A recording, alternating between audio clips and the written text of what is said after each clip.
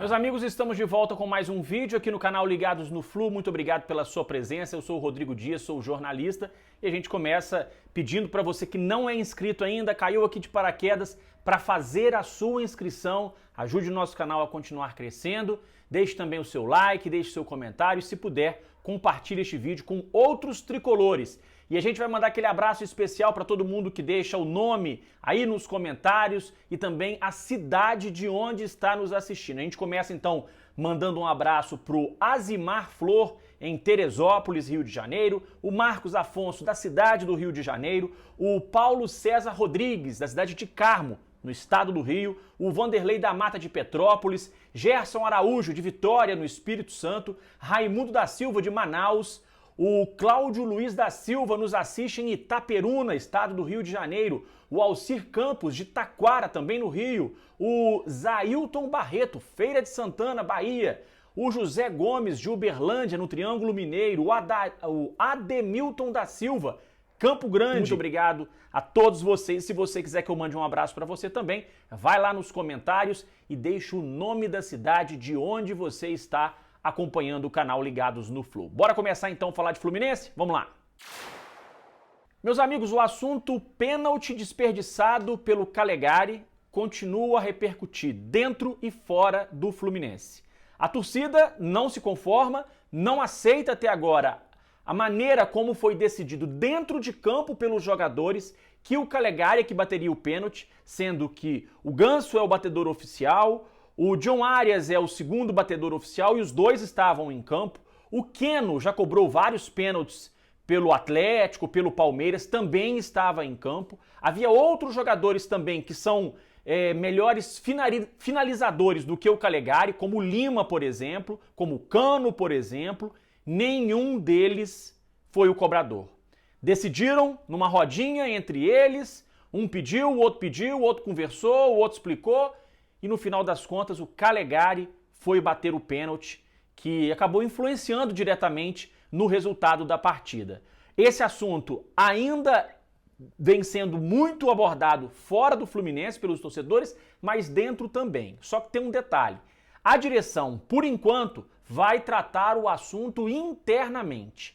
A diretoria, por enquanto, trata o assunto internamente. Não há previsão de nenhuma multa, nenhum tipo de punição a nenhum dos jogadores, mas a cobrança certamente foi muito dura e vai continuar sendo dura, porque comprometeu o resultado e o planejamento do Fluminense. E eu vou explicar já já por que comprometeu o planejamento do técnico Fernando Diniz, que pretendia no próximo jogo escalar novamente os reservas. Então daqui a pouquinho eu vou explicar esse assunto. De qualquer forma, aquele pênalti que influenciou no resultado atrapalhou também o planejamento de toda a comissão técnica para o Campeonato Carioca, porque o Fluminense agora está pressionado com os resultados dos últimos jogos. O Calegari não corre o risco, a princípio, de perder a posição por conta do que aconteceu. Nenhum dos jogadores também, eles não correm risco de perderem posição no time ou serem multados,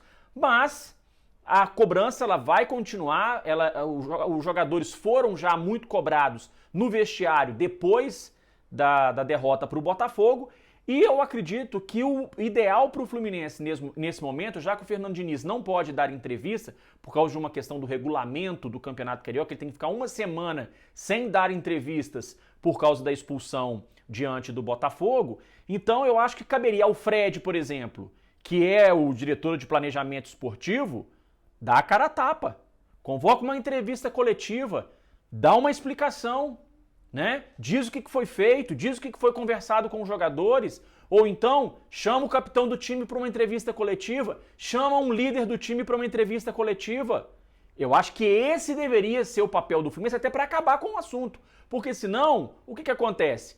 Fica essa conversinha e o assunto não acaba nunca, né? Então eu acho que para acabar com o assunto, o Fluminense, a diretoria do Fluminense deveria convocar uma entrevista coletiva com a imprensa para que alguém fale. Já que o Diniz não pode falar, então que se coloque o Fred, que se coloque o capitão do time, que é o Nino, se coloque um líder do elenco, para que ele possa dar uma explicação e encerrar o assunto. Essa é a minha opinião.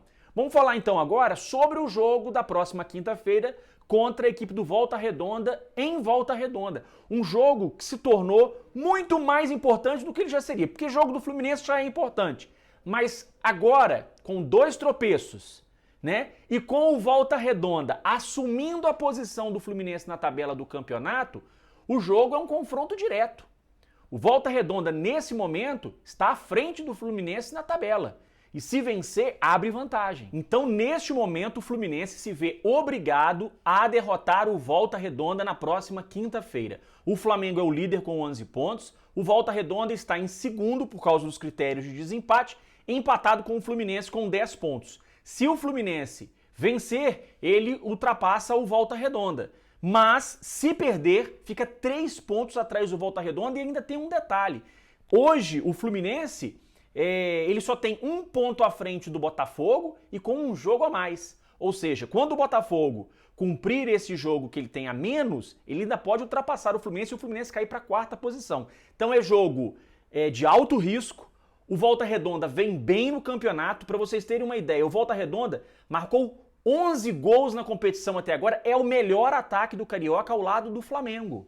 Enquanto que o Fluminense só marcou 5 vezes. O Volta Redonda tem mais do que o dobro de gols marcados pelo Fluminense. Então é um jogo de altíssimo risco. E justamente porque é um jogo de altíssimo risco que o técnico Fernando Diniz avalia a possibilidade de mandar a campo o seu time principal, o que ele tem de melhor. Porque o Fluminense não pode se dar ao luxo de empatar ou perder, sob o risco de ficar até mesmo fora da semifinal da Taça Guanabara, o que seria um vexame. E por que eu digo isso? Não é exagero que eu estou dizendo. O Fluminense ainda tem para enfrentar o Vasco, o Flamengo e ainda tem um jogo contra o Bangu, que faz um bom campeonato. Então, é importantíssimo uma vitória do Fluminense sobre o Volta Redonda na próxima quinta-feira. O Fernando Diniz ainda não disse qual time que ele vai utilizar, mas é grande a possibilidade de que ele utilize o time titular. Poderia usar os reservas, deu a entender isso depois do jogo contra o Boa Vista, aquele empate no Maracanã, mas diante do resultado negativo contra o Botafogo e a vitória do Volta Redonda sobre o Vasco, a necessidade de vencer ela ficou muito grande. A pressão cresceu para cima dos jogadores, cresceu para cima do Fluminense e um resultado positivo é imprescindível na próxima quinta-feira. Existe, inclusive, a possibilidade do Diniz finalmente colocar o Keno no time titular no lugar do Iago Felipe. Praticamente todo mundo, toda a mídia especializada deu no domingo, né, que havia a possibilidade do Fernando Diniz mexer no time, tirar o Iago Felipe, colocar o Giovani ou colocar o próprio Keno, mas não, o Diniz insistiu no Iago Felipe. Será que o Diniz vai insistir novamente no erro? O Iago Felipe não fez um bom jogo contra o Botafogo, tanto é que ele foi substituído no intervalo e o time melhorou com a entrada do Keno, né? Com 5 minutos o Keno já tinha criado uma boa jogada pela linha de fundo e já tinha sofrido um pênalti. Então, nos próximos, aliás, já nessa quarta-feira, né, o Diniz vai ter que definir o time, porque o jogo é na quinta, então nesta quarta-feira o Diniz define o time e a expectativa do torcedor é que o treinador não escale o time reserva, coloque o time titular e, com essa alteração, provavelmente o Keno entrando na vaga do Iago Felipe. Meus amigos, eu me despeço de vocês aqui. Muito obrigado pela sua presença. Um grande abraço a todos. Até a próxima.